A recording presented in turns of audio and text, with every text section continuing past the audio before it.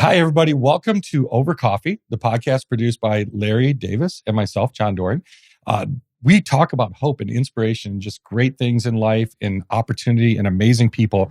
And today we have like one of my favorite people on earth. My wife actually introduced me to this gentleman a long time ago, probably 10, 11 years. So this is a businessman, a banker, a pastor, a husband, a father, a podcaster, just an amazing man with an amazing message. And this is Pastor David Friend, and we're so glad to have you here today, sir. Well, it's good to be here, John. Thank you. Looking forward to it. Thank you. Yeah. Absolutely. So tell us, you've been through a lot of things. From Vietnam to having a diagnosis of life-ending cancer and building a church and moving out of the church and moving on. Tell us a little bit about your inspiration that has driven you through all this life. Well, I guess, you know, the name of you're looking at hope. Yeah. People have that in their life. Well, it's really, having a life filled with hope and dreams and plans. The Bible, I base so much of my stuff I teach on, whatever, on the Word of God. And the Bible tells us that God created us with a purpose and hope and a plan for our life. And so I believe that. And I've seen it happen in my life. I've been through many things. I've been told by doctors on 3 different occasions that I had terminal illnesses and was never going to live. And yet evidently the good Lord had another plan for that. So I'm still here today and giving him all praise and also thanking the Lord for good doctors and just living life with an anticipation or an expectation of good things going to happen in our lives. If you look that way, it's not the power of positive thinking. It's a whole different thing. It's having faith and trust and hope that God's got a good plan for our life. And there are a lot of good things that can happen to us. We just have to go out and find them and look for them and do the best we can to get all the negative stuff away, because there's certainly a lot of negativity going around today. Yeah. And the devil's out there. He's coming after you, right? Yeah. So it's a crazy thing. How do you stay on the path though? It's coming at you all the time, especially in today's world, Yeah. There's something I read in the Bible years ago. It was the Apostle Paul had a little teaching, and he said, we call forth those things that are not as though that they are. What people say, what's that mean? Well, what it means is we can receive everything from what we call nothing. I've had people, we've all had people come and say, I've lost it all. I've lost everything. I've lost my business. I've lost this, whatever. And I like to stop and tell them, I said, well, you really haven't lost anything because you're still here, and if you have a relationship with the Lord, then you have everything there. So I'm a big believer that if there's a problem taking place, I like to imagine myself not in that problem, but I like to see myself in the solution to that problem.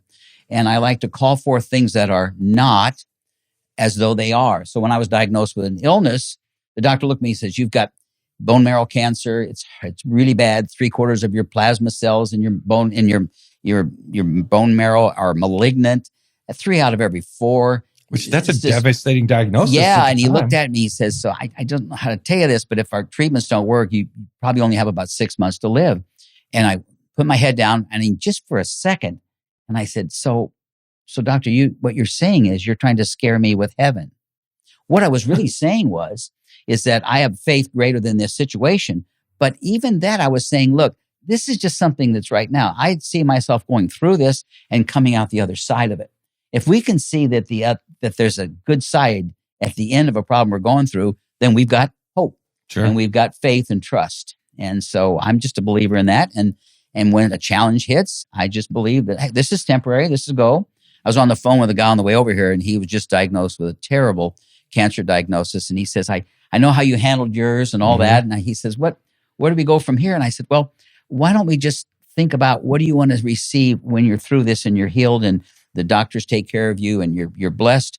What do you want to do with the rest of your life? And he's like, the rest of my life, I don't think I'm going to be here. I said, oh, no. We don't even want to think about that.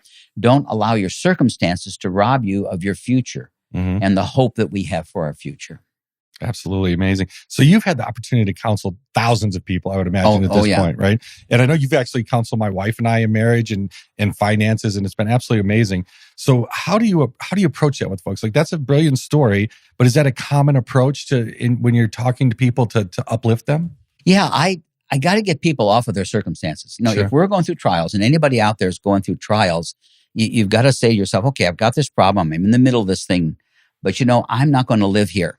I'm going to plan my life for what I want to see happen rather than what's happening. And we don't allow the circumstances we're going through to rob us of any plan for our future. Mm-hmm. And if we can get their eyes to thinking about what they want to see happen in their life, when you get healed, when you get restored, when you get lifted up, when you get out of your bankruptcy, when your divorce is settled and your life's going to move on, what do you want to do for the rest of your life? And start focusing your thoughts and your heart and your mind on what you want to see in life and call forth those things that are not as though they are. See yourself as being healthy, see yourself as being productive, seeing yourself of having success in your life, and move on and then go out and claim it and believe for it. Yeah. And, the thing about hope, it kind of reminds me of the word faith. Mm-hmm. Now, we all had hope and faith when we came in this room and sat in these chairs. Yeah. We have faith that these chairs are going to hold us up, right? Yeah. And we have hope and faith that this will record. We won't have to do it 14 times, sure. And we'll get through this and everything, that the lights will be on. So we all have a certain amount of hope in our life, right? Well, I like to translate that to faith, because faith and hope were similar. Mm-hmm. The Bible says that faith is a substance. Think about this. When you're talking about hope, think about the fact that hope is something that I can reach out and grab and take hold of. It's a substance of things hoped for, that I have faith for, that I believe in. Mm-hmm. When you get married, you have faith and hope to what? Have a long marriage for the rest of your life. Doesn't always work that way, but on the other hand, that's the plan. Sure. And we marry for what? For better, for worse, and richer, or poor, and all that good stuff. Absolutely, right. Well, the bottom line of it is we say that because we want it to last. And so hope is believing that there's something for us in the future. Yeah. So we all have a common interest in real estate or banking. Yeah. Yeah. And you have lived through a number of ups and downs in that market and industry, and we're going into one again. Yeah. Which was your worst time, your most difficult time in your faith, challenging yourself to believe if faith really existed, and how did you overcome that? Well, I guess for me, it's been a lot of physical stuff because I've never worried about material stuff that much. I remember when my wife and I started our real estate development company. Now, you might be wondering, is he a preacher? Is he a real estate developer? Is he a banker? Well, just so you know, I spent 15 years as a banker, and then 20 years as a real estate developer, and now 24 years as a pastor and a spiritual counselor, that type of thing. So I've had a kind of diversity of experiences. Some different careers? Yeah, different careers. And people say, well, then how old are you? I'm about 165, and still going on. But I guess the answer to that question is a lot of my issues have been physical, but I can remember one time a financial thing hit. My wife and I had our real estate company. We put everything we had in land and investing and building these properties, and we had these big loans to get all these houses going, and we had a bunch of houses under construction. And I looked at her and she says, well, what do we do if they don't sell? And I said, I got to thinking about that the other day. And I said, remember how much fun it was when we had our first apartment, when we first got married? I said, we would have the privilege of going back there. And she started laughing. She said, well, I hadn't thought about it that way. Yeah. But just think about that. When you're in the midst of trouble, you can go back and claim something in your past that was really fun. Mm-hmm. When couples come to me and they're having marital problems, and they're really fighting with each other, and they're in my office and they're cussing each other out. It gets to be brutal sometimes. And I'll tell them, we just stop. Could we just go back? How long have you been married? Well, 20 years. Well, let's go back 21 years ago when you met. How was it? Well, you liked each other. Well, you guys actually liked it when you want to spend time together. Yeah. And it's amazing how many times I go, well, he used to be always such and such. And the guy's going, I need to be that way again. And she'd say the same thing. I says, well, then why don't you go on a date tonight and think that when you went on your first, second, third, fourth date, when you started enjoying each other. And I like to try and get people to focus on the result outside of the trial you're going through. So when I told her, well, the worst thing that can happen to us, we're still together. That's not going to change. Mm-hmm. We still have our 2 children. That's not going to change.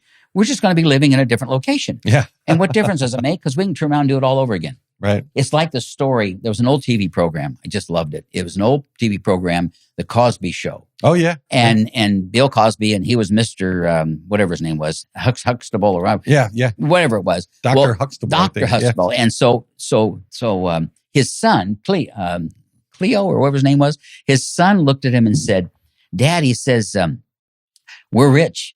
We're what? He says, no, son, I have to explain something to you. No. you're not rich. Your mama and I are rich. Yeah. And his son said, well, I don't like that. And he said, and Bill says to his son, he says, well, if you don't like it, he says, if you don't like what's happening here, he says, don't worry about it. I can take you out anytime I want. Yeah. And the kid went kind of like this. And he says, and you think I'm worried about losing you? He says, Mom and I can get together and create another one just like you. Oh, wow. And so when you think about that, he's looking to what? What can be rather than what is. Sure. And that's really how we arrived. We got through the difficult times, the financial problems, the challenges with business, the problems with health issues. Sure. You look to a greater result. So did you move back into a small apartment, or how did you overcome it? No, we didn't. We wound up being a little creative and wound up getting a home from somebody else that was getting ready to lose their house, another developer.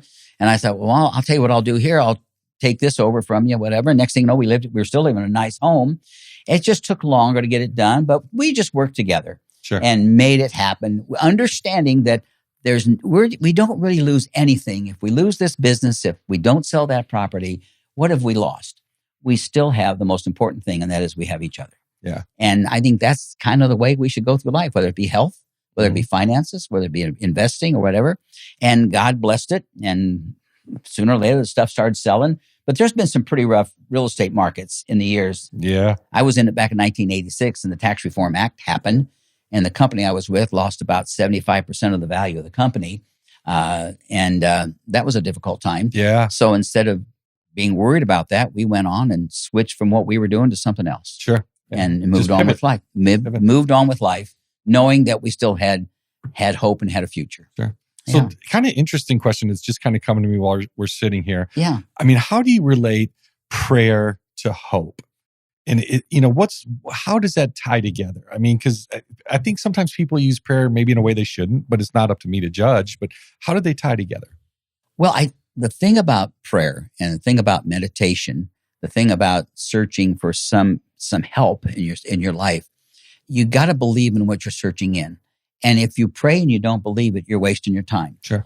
Matter of fact, when people come up to me and at church sometimes at the end of the service, we'll be up there, we'll ask people to come forward. If they like to have prayer for their family, if they have a sickness, and when they come up, I'll say, let me ask you a question before we pray.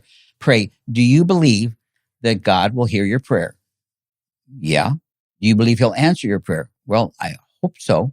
I said, well, we need to stop first, because I think we're wasting our time if we are hoping that he does. I think we need to believe and accept the fact that he will, and that he is hearing it, and that he is going to. Mm-hmm. Now, does that mean it'll always happen? No. Right. But it sure carries you through the challenge. And so when you go in with a problem and you pray about it, you've got to believe that what you're praying about is going to happen. It's actually going to happen. Mm-hmm. You're going to call forth something that's not as though that it is, and believe for it. And prayer has to be a connection with a higher source and a higher power that you believe in, have trust in, have faith in. And then you start seeing yourself already living in it. I think that's so that's visualization. I mean, that's kind a lot of it. It's a little bit, but the reality of it is that you just say to yourself, there's a higher source, there's a higher power than me anyways. And he's in charge of everything. The Bible story, Abraham wanted to have a baby with Sarah, and he was pushing 100 and she was 90. And so God told Abraham, he says, hey, I'm going to make you the father of many nations. And he's going like, yeah, right. Have you seen my wife? And have you looked at me? And he's pushing 100 and she's in her 90s. And all of a sudden God says, no, you're going to be the father of many nations. And he said, all right, you said it. I believe it. His wife said, you got to be kidding. And she laughed. Sure. And she lost the faith, but he didn't. Mm-hmm. And the next thing you know, he became the father of many nations. Yeah. Because he believed what he read, he believed what he heard, and he lived it, anticipated and expected that to happen in his life. Sure. It's not positive thinking, it's having faith and hope in something higher than yourself. Sure. Yeah. So it's an interesting correlation. So faith and hope are amazing, but I think people really a lot of times need inspiration. Right. So where do you get your inspiration from for you personally? And then when you're talking to people, how do you guide them towards something that inspires them that they can actually kind of follow maybe? Well, I believe that I'm a dreamer. I like to dream. Yeah. I like to think about things that we can have and we can accomplish. I can remember as a little kid, I wanted to be a professional bowler because I looked on TV and I saw a guy bowling. Have you bowled a 300 game? No, I've but a whole bunch of 290s, but never did the 300. But I can remember having hope for that, and because I had an uncle who was a professional bowler. Mm-hmm. Matter of fact, he's in the Hall of Fame. Oh wow, that's yeah. cool. His name is Buzz Fazio, and that is a fantastic bowling name. Yeah, isn't it Buzz? Fantastic. Yeah, Fazio. Anyways, but he was a little guy, about 5'6". He's about my size, and but he was an amazing bowler. And I met him once, and he said, "What do you want to be when you grow up?" I said, "I want to be a professional bowler." And he said, "All right, then let's set a plan for it and start dreaming and start seeing yourself do it." So I would go out on my backyard on our concrete patio, and I would take a plastic ball and I'd set up sticks and I would throw them at those to knock them down, right? And people say, "Well, how does that help?" It was helping me envision and see that someday I can have what my dream is. Well, to cut that all off, when I was 16 years old, I was offered to go on the Summer Pro Bowlers Tour. And I was offered to be a sponsor, and my dream came true. And all of a sudden, I had qualified to be a professional bowler. I had more than the average that was needed. And all the way through it, I didn't let go of my dream. I believe in dreams, and we should all have dreams. And I tell the people I counsel, we need to reset your dreams. What are your dreams? What did you use to have dreams? Let's dig them out. Let's go and pull them off the shelf. Let's dig up our old dreams and let's start dreaming again. And life kind of has a way of beating down your dreams, I feel like sometimes. It does. Yeah. There's no question, but that doesn't mean the dream still isn't there. Sure. Even though you get beat up and, you get knocked around and whatever, you basically, you pick yourself up. You look at all of these pro athletes and stuff. They've all went through difficult times. And their dream was what? To be a pro. And they'll tell you how they went through it and how somebody help them get through it. And when they didn't give up on the dream, they could see when they would catch a football in high school and they run in for a touchdown, they could imagine themselves doing that in the Super Bowl. Mm-hmm. And many of those guys, in later on life, went to college, went on to pros, and their dream was fulfilled. So I ask people to dream again. Mm-hmm. And let's dream again. We got to know what happened. So you're 16 years old and you're right there on the verge of your dream. I'm there. My dad's saying, "You got to do it. You got to do it." So why don't you go out? And I was going to leave for 3 months for the summer and tour with this group of people. In those days, you never make hardly any money in it. And it was just a bus tour and everybody go on the bus and they'd take you to cheap hotels and whatever. And so my mother said, "You're not going to go." And my dad said, "But I want him to go." Right. And my dad was a wise man. And he said, "I agree with you, honey. He's not going to go." So my mom and dad, knocked down what I wanted. But, the reality of it was that really wasn't the big deal. Looking back on it, I don't regret any of that. Yeah.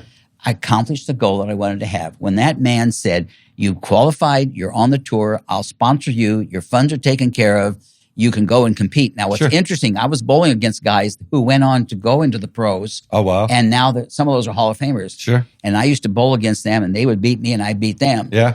And of course, my dad and I went on to bowl together. We won state championships, father and son, those types of things. So those are rewarding to me. Sure. But looking back on it, there wasn't any real money in it anyways. And I probably would. Today they do better. But even today, they still don't make a whole lot of money in that room. But I thank the Lord that I achieved that goal. It was wonderful. But then you move on and things change and you have other goals and other dreams. So I'm always curious to ask folks like you, firefighters, pastors, police officers, how do you keep going with all the negative news you listen, all the negative stuff you experience, the stories you hear from people who just are at rock bottom?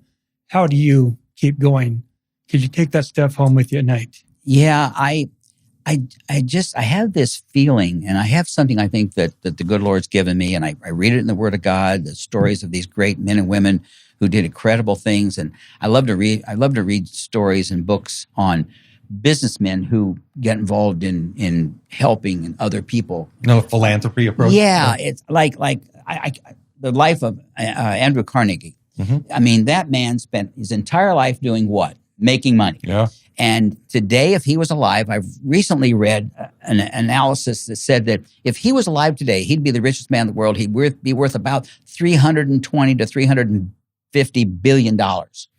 What he was worth back in the day when he was doing his steel, right? Well, all of a sudden it hit him. There's more to life than me making money. Matter of fact, I need to spend the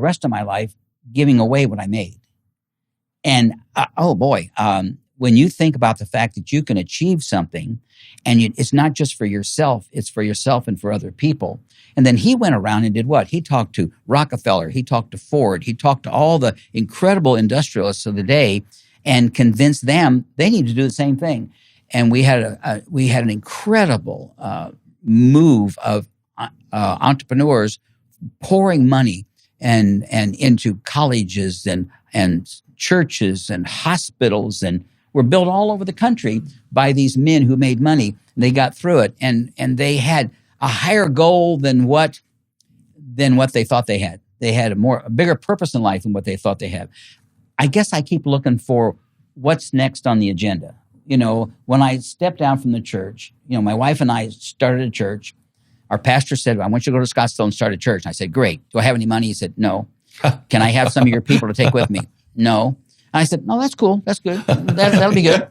And he says, but I want you to start a church. He says, there's a guy that said he might give us a bunch of money if we start a church. And I said, okay, well, would I get that for the church? And he says, yeah, if it ever comes. And so I'm sitting there thinking, all right, that's enough for me. And so based on that, we stopped everything else we were doing. Yeah. And our focus became on that because it was a great opportunity. 50 years of age, thinking about retirement in 5 years, and then I thought, who am I kidding? I'm not going to retire. Yeah. So basically there was a new opportunity, and my wife and I were like two little kids with a brand new toy. We were kind of like Christmas is coming, and we want to open up the boxes. And so we went out and started all over again, sold our business, liquidated in a horrendous real estate market. And so all of a sudden we had homes to sell. And I thought, well, you can always sell them depending on the price. Yeah, that's exactly. And so I just said, ask people to give us whatever they want us to give, and we'll get rid of the houses. We had models in various locations. And I said, we need to liquidate everything because I want 100% to go into what we've been called to do, to go start this church. And so we sold out everything very quickly. We had owned land in the desert that nobody would even call us on. Went out and bought some good pieces of land. We were buying land in Pinnacle Peak when it was $1,000 an acre. People tell me, boy, wouldn't you like to do that? And I said, I did do that. Yeah. And it's nice, but if nobody ever buys it back from you, you have nothing. So we would sit on a piece of land for 20 years, 25 years before it would sell. So we basically knew that there was going to be an opportunity. We pour ourselves into it. And when we had a new opportunity, it just took 100% of what we had, 100% of our effort, 100% of our time, and 100% trust in God to take care of it for us and in the knowledge that He's given us. So you operate on what you have in your own heart, your mind, your soul, and what the Lord has to offer. I read examples of other people and what they've accomplished. That's where I get excited. I can get so pumped up reading about somebody else, especially a businessman who went into ministry or stayed as a businessman, but then took care of other ministries. The Hobby Lobby guy, for example. Oh, yeah. He gives away 90% of his income to charities. Yeah. Yeah. Amazing. I mean, that's amazing. And people say, well, how can he do that? I said, well, he makes a lot more money than you think he does. Yeah. And not only that, but when he wasn't making a lot of money, he gave. Sure. And he saw if he helped other people, the Bible says that whatever you give will come back to you, pressed down, shaken together, and running over. So if you give kindness, you'll get kindness back. If you give friendship and love to people, you'll get it back. If you give up finances to things, you're going to get blessed in your life financially. And so I just believe what we sow in life, we reap in life. Sure. So this is a pretty big pivot, but we didn't mention this one. All right. Also an author. So I've read, I think you have two of them if I remember correctly, but I read one of your books about Vietnam. Right. So if you want to talk about a need for hope and inspiration in a war, boy, you need that, right? So, yeah. I mean, you've lived that. Where did you get your hope for the future, and your inspiration probably to get out of there? Where does that come from? Well, I was one of those kids in college, and then the Vietnam War was starting. I was a freshman in college at Phoenix College, and I got a letter that says your name's going to be listed and you're going to be called in for the, not drafted. The draft hadn't started yet. It was in 1966. And so they said, but you're going to be inducted into the military. So I called and said, I'm in school. Can't I at least finish the semester? And they said, no. And we've got a goal of 30,000 men a month that we need to draft or to induct in there. So I said, well, if I volunteer to go in, how long until I can get out? Well, 2 years. And if you volunteer, you got a good chance of not going to Vietnam. I went, well, then I'll volunteer, Yeah, yeah. So I volunteered, and 5 months later I was in Vietnam. So when I got back from Vietnam, I left Vietnam in Vietnam. Didn't know that I was having PTSD, post-traumatic stress disorder, but I was having it because my wife said you constantly at night would talk, and you'd sit up in bed and you'd get out of bed and you'd walk around, you'd get back in bed, and she said you'd be talking about what's happening in Nam. And I said, well, she said, and sometimes I'd get out of bed and just kind of stand to the side and wait until you got back in to see if you're going to calm down. I said, really? Wow. She said, yeah, it went on for a long time. And I didn't even know it. I didn't know it was even going on. But that was happening. But I was so excited about being home and leaving Vietnam. I'm one of those guys that came back out of the air. When I got out of the airplane, I stood on the tarmac and I kissed the ground. Yeah. I thought that was kind of stupid and corny, when I saw it in movies and stuff. But when I came back from Vietnam, I was so happy about being home that what happened in Vietnam, I let go of. Right. Now, the people around us were negative, terribly negative. Yeah. And I mean, I went into banking of all things right out of that. And I would sit with guys at lunch, and there'd be 3 guys and me having lunch together, and they'd be ripping apart the Vietnam veterans who were, quote, killing babies and raping women. Yeah. And I wanted to get up and, you want to talk about killing, Yeah. And I'm sitting there, I'm just like, I can't believe they're doing this. And so at the end of the conversation, I say, oh, by the way, guys, I served in Nam. Yeah. And they're all like, silence. oh. What branch were you in? Army, infantry. Not exactly the best place, but they promised me I would get a good assignment and all that, and that's not what happened. So I wound up in Army infantry.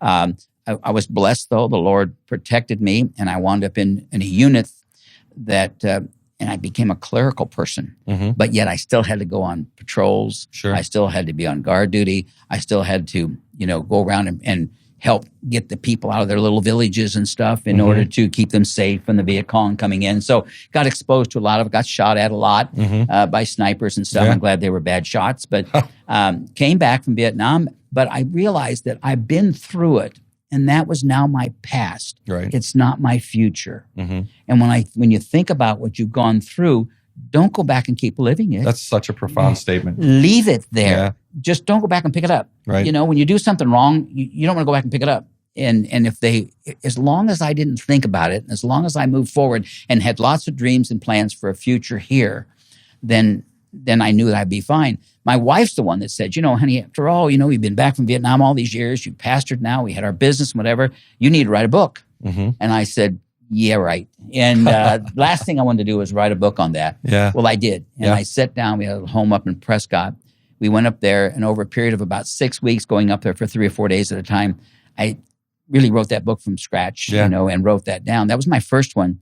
And then that one inspired me to write another book on Vietnam, and that has to do with PTSD and Agent Orange exposure, because I was exposed to Agent Orange. 50 years later, I wound up being diagnosed with multiple myeloma bone marrow cancer due to exposure to Agent Orange, so that brought back some stuff. Sure. But even though it brought back stuff and thoughts, my future was not Agent Orange. My future was not the cancer. My future was not PTSD. God's got a future for me. And so we moved on.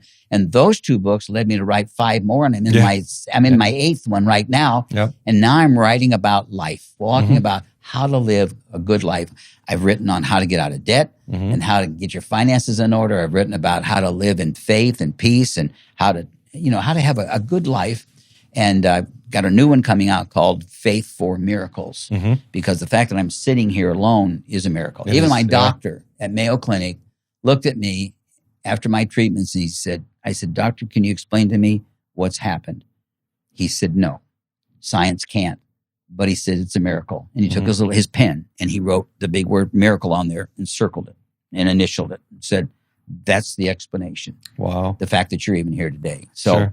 So God's got a plan for us, and but we have to take the step. The Bible says the steps of a righteous man are led of God. That doesn't mean you can just sit here and expect God just to do everything for you. You got to go out and grab it. And so I hope how do you stay focused on being so positive? Read the Word of God, pray, and pray for other people's needs. Before I came here today, I have about 80 people on a prayer list that every single day I look at their names and I look at what they're going through. And I just say something simple like, Father, would you bless Mike and that cancer, heal him of it? And I'm done. Mm-hmm. But I go through 50, 60, 70, 80 of those people. Their needs are far greater than mine, and I live through seeing other people do well. Mm-hmm. And my joy is when I see people healed, when I see marriages get back together, and that keeps me focused. That keeps me on track to live, because I can't keep pouring into myself. If you keep pouring into yourself, you'll become the Dead Sea. Yeah. The Dead Sea is dead because why? It just takes everything and doesn't give anything away. Mm-hmm. And so if what you receive, you share that with others and help others, then that flows. I believe that God, I like to see myself as a conduit, a big old open piece of pipe, right? Conduit. And the blessing comes in here, right? Right. And it comes into me and it takes care of everything I've got, all my needs and more than my needs would be, but then it flows on through too to bless other people. Sure. We're blessed to be a blessing. Mm-hmm. That's how you stay focused. Keep thinking that other people are more important than you are. That's a principle we need to learn to live by. Yeah. That's why That is not a common principle in that's today's not. world. And I'm writing a new book. I don't know if I'll ever get it out. It's something I've been wanting to do. Donald Trump wrote a book entitled The Art of the Deal. Yeah. And pretty successful, Yeah, he's done a few things. He's done a few totally, things. Yeah. President. I'm working on a book entitled The Art of the Fair Deal. Mm-hmm. Now, we're real estate guys. Yeah. Okay. I've got a real estate background, and we're talking to people who are probably listening to this, have some real estate experiences. I love the concept of the art of the fair deal. The art of the fair deal says this: you win and I win. Sure. We do a deal, you win, I win. See, as a commercial developer, I found people, they wanted to win. They didn't care if you did. Yeah. And if they got you on a deal, they'd be going around telling everybody else, what did I get him? Sure. And see, those guys, sooner or later, they fall down anyways. Mm-hmm. But the people who look at it and say, I'm going to build you a house and it's going to be of value. I'm going to get a good price for it. I'm going to make a profit too. And you're not going to be upset that I get to make a profit. Mm-hmm. So therefore, you're happy that I make a profit as long as I'm not gouging you, right? Sure. So it's fair for both parties. Both sides win. And when we do that, life is different. When you focus around thinking that others are more important than we are and thinking of them as being to help them, find ways to help people. When you do that, you help yourself. When someone comes to me and they says, Pastor, I need a job. And I'll say, well, first thing you need to do is let's make a list of things you need to do. Now, go find someone else who needs a job and help them find a job. Because as you help them find a job, then you're helping yourself know what you need to do to find a job. Sure. So if a guy's unemployed, you come to me, I don't help you find a job. I help you show someone else how to get it. And then you teach them. And as you're teaching them, you're teaching yourself, ooh, I need to do that. Yeah. And I need to do that. And we gain by giving away and by blessing someone else. So that's life, and that's how we stay focused. So this podcast has flown by really fast, which is absolutely incredible. It's always great to talk to you. But before we kind of wrap up, what I find amazing is that at this point, I think you've produced like 250 podcasts, something along that lines. Yesterday, I finished my 266 podcast in 2.5 years. Incredible! That's incredible. So and how did that channel come to you? I mean, what made you want to do that? Well, I stopped preaching at the church, Sure. and so I'd had prepared 1 or 2 sermons a week for the church. But that didn't mean I didn't stop reading the Bible and reading other materials. I love to read, and I enjoy reading of other people's successes and whatever, and I like to see how other people are doing. And all of a sudden, it hit me, I got to find a way to get this out without asking people, invite me to your church. And a lot of guys do that. I just never wanted to do that. Sure. And so all of a sudden, I was looking at a magazine and it said podcasts, and I thought, I heard about those. What are those things? And then I found out what it was, and I called a magazine that did them. And I said, would you be interested in having someone do a podcast for Christians doing with their finances and how to live a good, positive life and how to be successful and live the abundant life and whatever? They said, yeah, that'd be awesome. I said, well, I'd like to be a part of that. So I got on with Charisma Magazine, and they said, why don't you try this? And so I went out and bought myself a microphone, and I sit in my office at home. We don't have any children at home. I don't have any dogs, so I don't have the barking. I don't have the kids. Right. And kids are all raised. And just sit down and prepared like a mini 25-minute type sermon. And I do series. What's funny is that what I'm doing on my podcast is what I used to do to prepare to preach. Sure. I would have a series. Most churches now have a series of messages. We're going to be talking about this or Yep. that. And I do the same thing with the podcast. And I got into it and I liked it. Mhm. And then all of a sudden I'd look up and say, oh my goodness, last month, 1,000 people Yeah. People are listening. downloaded your podcast. I went, wow, really? Then 20,000, then 30,000, then 40,000. You're going, Amazing. oh my goodness. And so I guess maybe what I have to say might be helping someone. Sure. What's funny is that I don't make any money off of it. Mhm. But I thought, well, Lord, if I don't make any money, this is a little pricey. I have to pay for certain things. So then some guy listened to it and he called me up and he says, hey, do you take donations? I said, well, I don't even have a nonprofit. And he Yeah. said, well, why don't you get a nonprofit and I'll give you some money? I went, okay. So honestly, I got online. Mhm. I heard stories that it takes a year, 2, 3 Yeah, years yeah. to get it. The 501c3. Oh, or yeah, whatever. right. Yeah. And I have all those stories. But what I did was I got online. I filled out the forms. I answered all their questions. I sent the package in. And 2 weeks later, I got a letter from the IRS that says, you've been approved for your nonprofit. Your David C. Friend Ministries is now a nonprofit. You can take donations and give people a receipt for that. And, Right. and it's a deduction for them. I'm going, wow. So I guess the good Lord wanted to open up a door for me. I still had to do the work Yeah. to get the thing done. But so now I don't have to worry about finances on it because Yeah. I've got money coming in, flowing. That's amazing. And I never asked for a penny. Right. So where Right. do people learn about your books and your Well, podcast? if they just want to put davidcfriendauthor.com, everything you need to know about me, whether good, bad, or indifferent, is there. And you can see my webpage. On the front of my webpage, it says links to podcasts. And they Mhm. click that link. It takes them into 266 Sure. podcasts. And a year from now, it'll probably be 400 and something, whatever it is. And Prolific. and various topics and series. And I tell them about the series. And that's how they find out about David C. Friend Ministries. So in addition to writing books and hosting a podcast, what else are you doing these days? Are you doing groups or speaking? I do an awful lot of one-on-one counseling with Mhm. people. I didn't realize it was going to be such a demand. Probably every day of the week, and not probably, every day of the week, there's someone I spend time with either on a Zoom meeting or a phone call or a coffee, trying to help them with what they're dealing with in life, whether it be financial, marital, whatever. I've got a couple of dozen marriages right now. I'm trying to help them get things together. And it's biblical counseling is what it is. And the same thing with guys in business who know me and, who know my background, and people that go to the church, call up and say, you have some time. Matter of fact, my wife's out today helping some people. I love that. So that's beautiful. what we She's do. an amazing And woman. We find ways that we can help people. And I never lack for things to do. Yeah.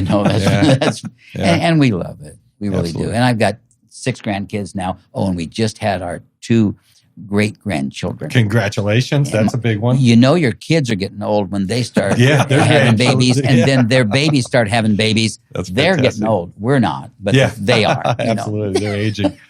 So there you go. Just like another amazing inspirational session speaking with Pastor David Friend, John Doring, and this is Larry Davis. And that's over coffee. And thank you so much for being here, sir. It's been great. Thank you, Pastor Friend. Bless you. Thank Thank you. you, guys.